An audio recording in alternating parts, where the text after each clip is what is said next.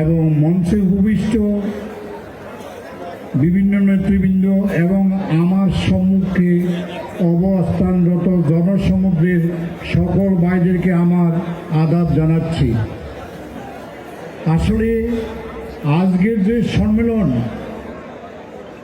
এই সম্মেলন একটি মারাত্মক অর্থ বহন করে এবং আমি বলবো লক্ষ্মীপুর জেলার ভিতরে একটা ব্যতিক্রমধর্মী আজকে যে জনসমুদ্র রয়েছে, এটা একটা লক্ষ্মীপুর জেলাবাসীর জন্য স্মরণীয় ঘটনা হয়ে থাকবে।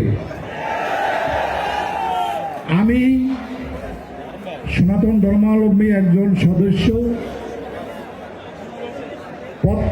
প্রত্যেকের ধর্মকে শ্রদ্ধা জানায় এবং প্রত্যেকের কাছে প্রত্যেকের ধর্মে অত্যন্ত মূল্যবান এবং অত্যন্ত একটা অর্থ বহন করে।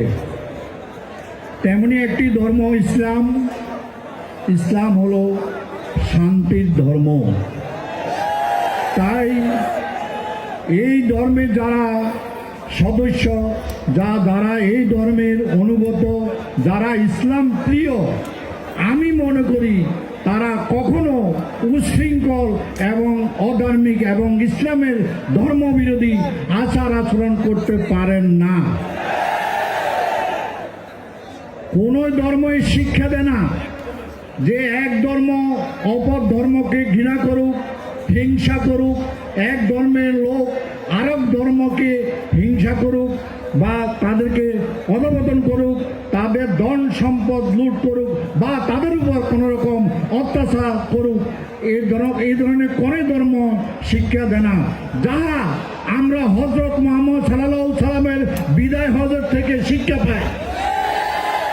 তিনি স্পষ্ট বলে দিয়েছেন যে কখনো এক ধর্মের লোক অপর ধর্মের উপর কোনো অত্যাচার করবে না, কোনো অবিচার করবে না, একজন অপরজনকে সহিষ্ণুতার সহিত স্বীকার করে মেনে নিবে। আমি আমার বক্তব্য দীর্ঘায়িত করছি না। আজকের এই সম্মেলন সার্থক হোক, সফল হোক এবং যে উদ্দেশ্যে আজকের এই পরিকল্পনা যেন সার্থকতা বয়ে নিয়ে আসতে পারে এই আশাবাদ রেখে এবং সবাই যেভাবে আজকে কষ্ট স্বীকার করে আপনারা